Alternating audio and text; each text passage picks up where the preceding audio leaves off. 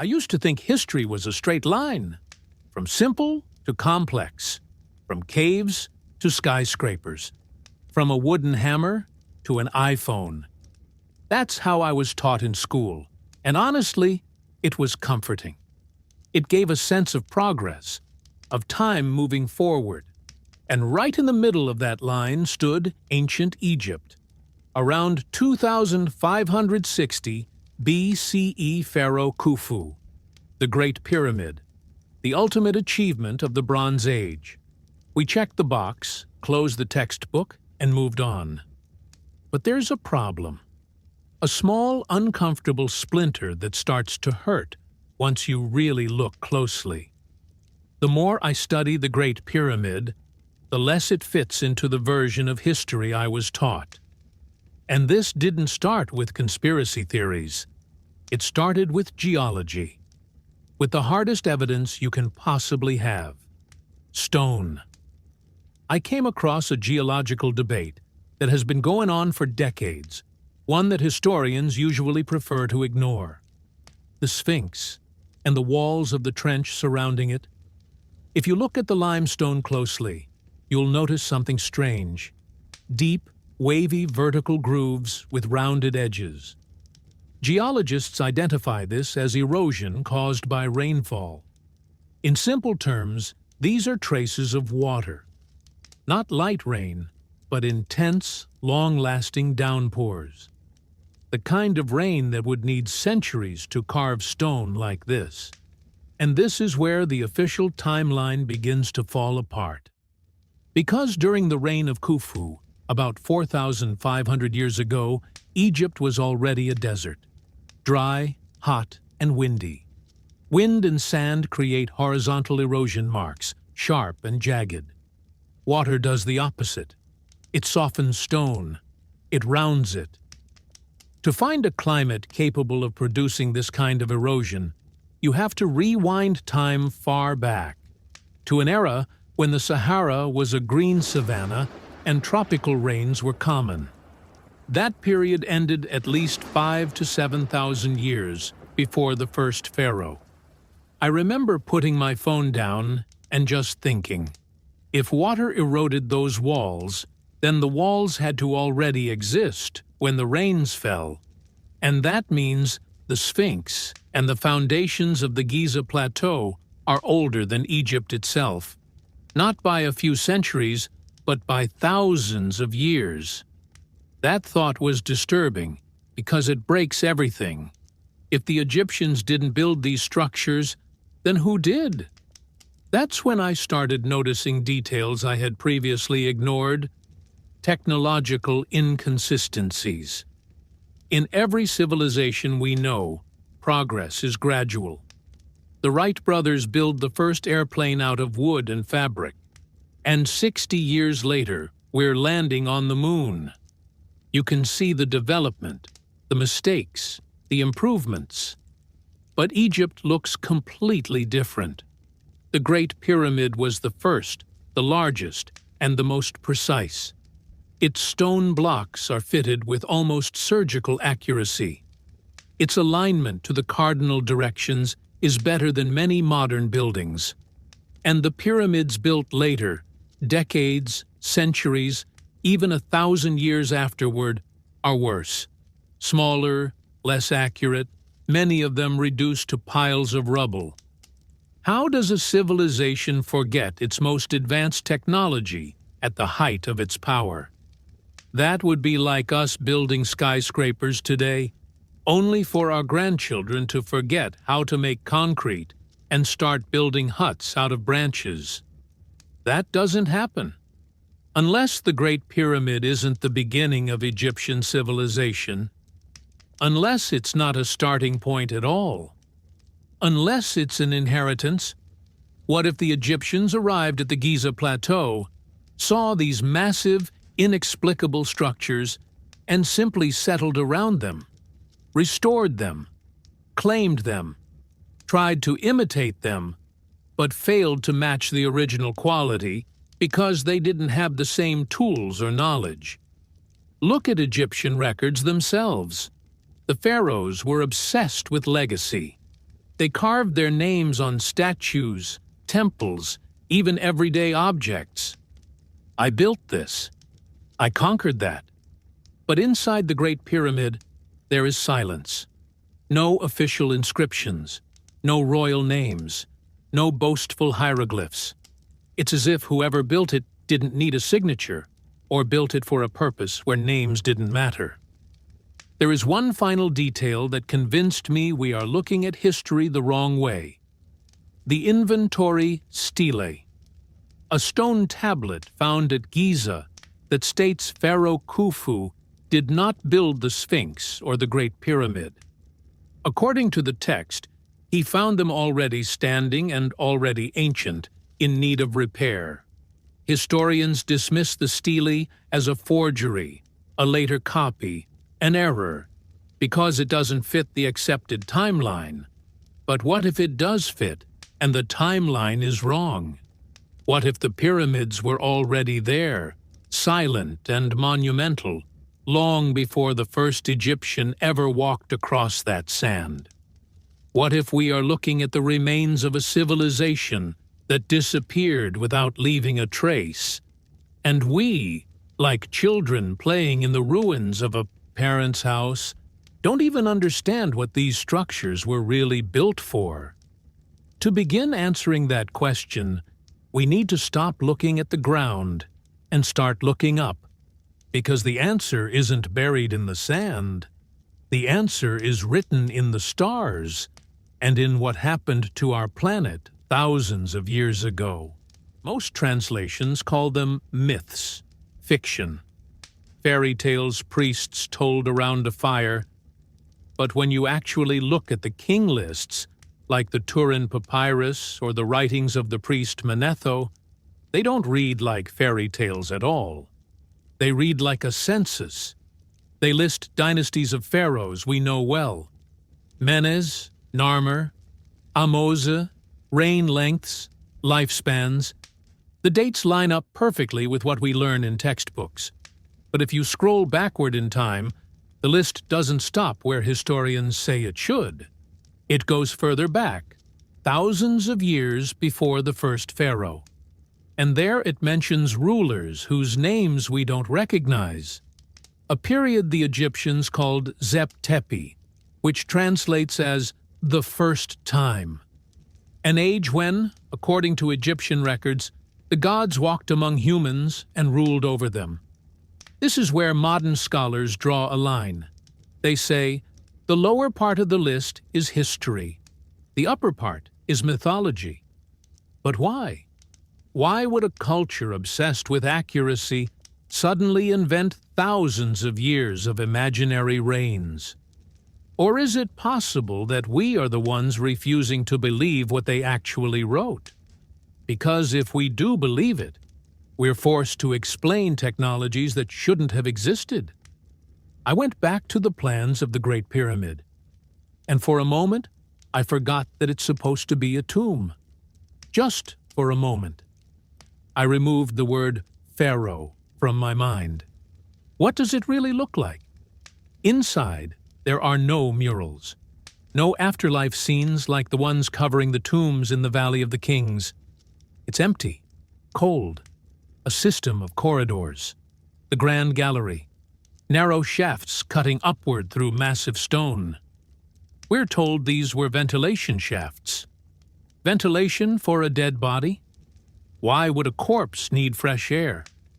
And besides, these shafts were sealed. They didn't even open to the outside. They were pointing at something. In the 1990s, astronomers decided to check exactly where those shafts were aimed. And what they found was startling. Sirius, Orion's belt. But then another problem appeared. In 2500 BCE, when Khufu supposedly ruled, those shafts were not perfectly aligned with those stars. The angle was slightly off. The Earth rotates, but it also wobbles like a spinning top. This is called precession. Over long periods of time, the stars slowly shift in the sky. For the shafts of the Great Pyramid to align perfectly with Orion's belt, you have to rewind time, far back, to around 10,500 BCE. My mouth went dry when I saw that date.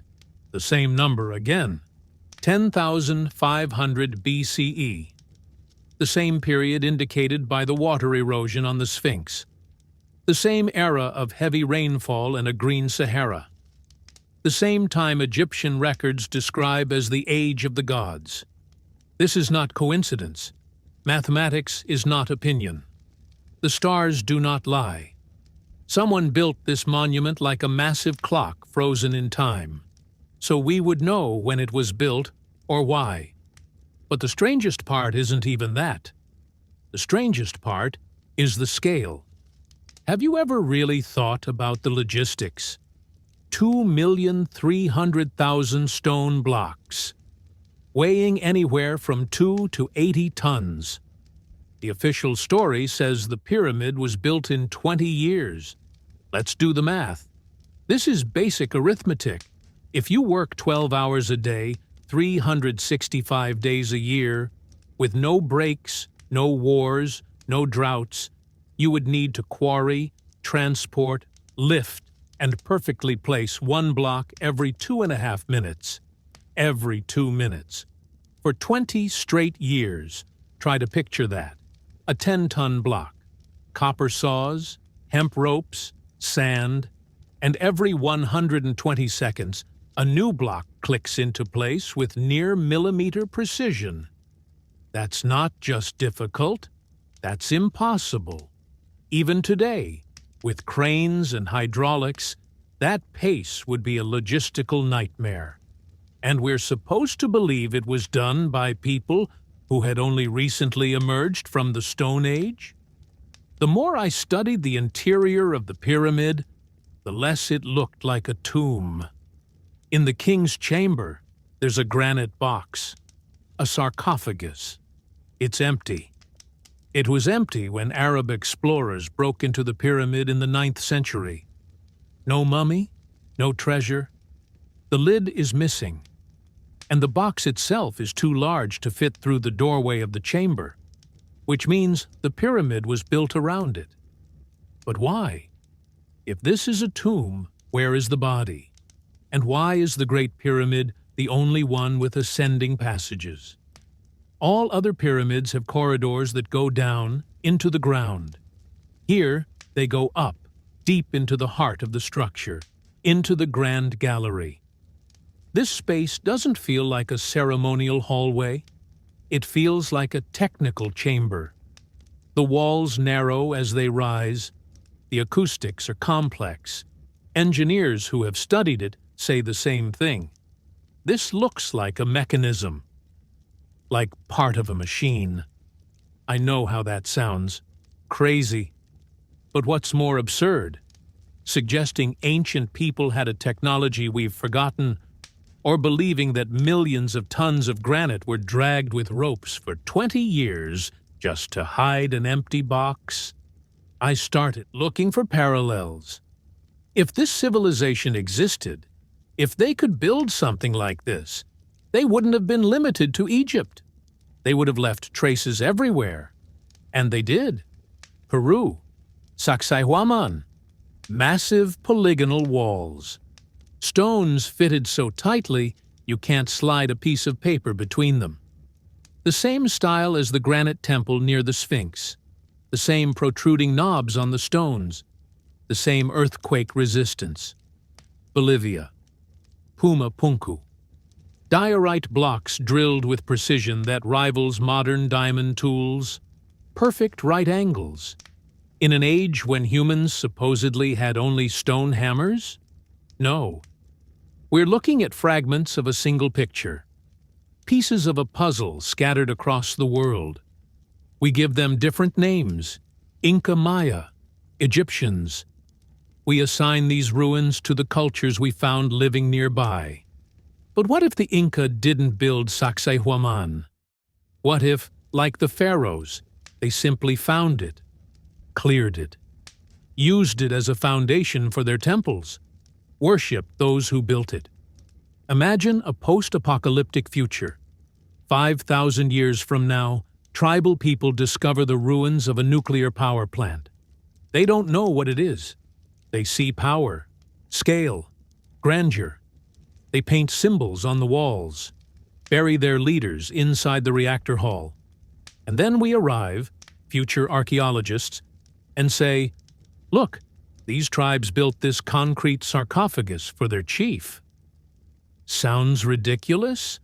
That's exactly what we're doing with the history of Egypt.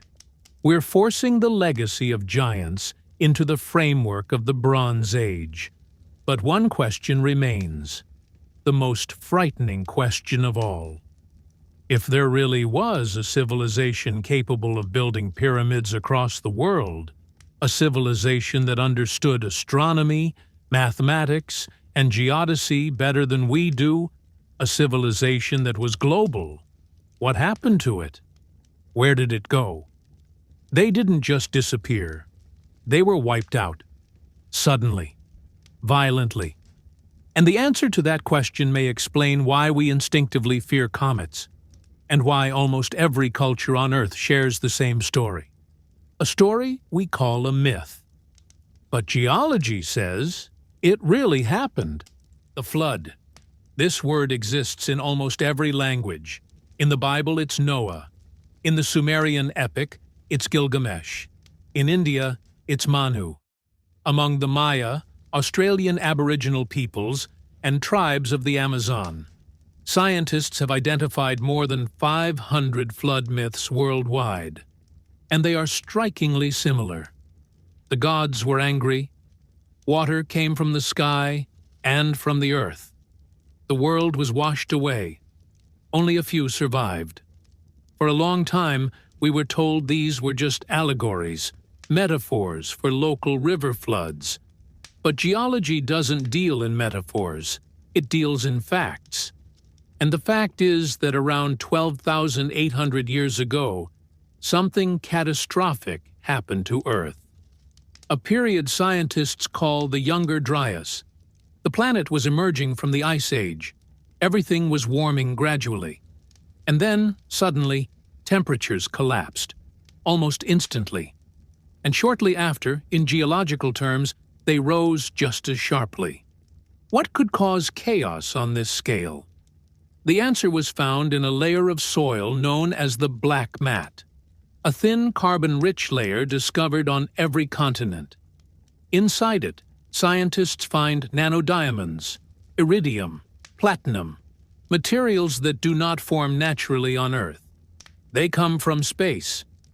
The leading theory today, one supported by more researchers every year, is deeply unsettling. A comet, or fragments of a massive comet. They struck the North American ice sheet. Imagine the energy of thousands of nuclear bombs released in a single moment. The ice didn't simply melt. It vaporized, or was hurled into the oceans in colossal chunks. Global sea levels didn't rise by centimeters. They rose by hundreds of meters. Tsunami waves as tall as skyscrapers circled the planet. The atmosphere filled with vapor and ash, blocking the sun for years. Rain followed. Endless, torrential rain. The same rains that scarred the body of the Sphinx. The same rains that turned the Sahara from a green paradise into a desert. Now imagine that civilization. Advanced. Global. They understood mathematics. They understood the stars. Maybe they knew the impact was coming, but they couldn't stop a comet. So what do you do when you know your world is about to end? When you know cities will be washed away, books will rot, and metal will corrode? You build something that cannot be destroyed.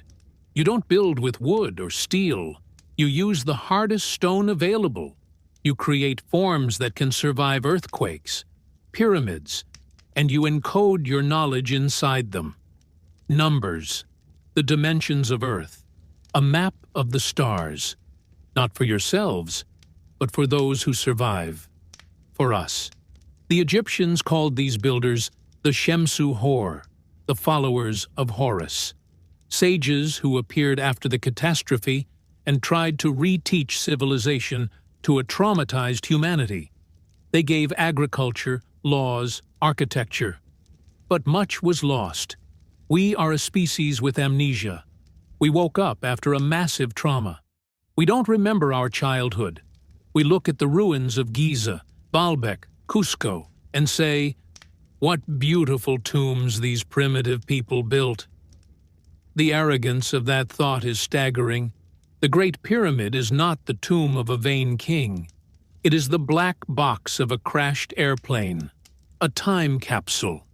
It stands there in the desert, defying wind and time to tell us one thing. We were here, we were great, and we were erased in a single moment. This is not just a story about the past, it is a warning about the future. Space is still there. Cycles repeat. We build our cities of glass and concrete along ocean shores. We store our memory in a digital cloud that would vanish with the first global power outage. If the same thing happened tomorrow, what would remain of us in 10,000 years? Plastic? A layer of radioactive dust? Maybe someone in the future will find the remains of Mount Rushmore or the foundations of the Hoover Dam and say, "This must have been a temple for worshipping water." The pyramids are silent. But if you listen closely to that silence, it screams. It tells us that civilization is fragile, that we were not the first, and if we are not careful, we will not be the last to disappear. Maybe it's time to stop asking how they moved the stones and start asking why they were so desperate for those stones to remain standing. The history of Egypt is far longer than we are told, and it isn't over. It's just waiting for us to finally remember.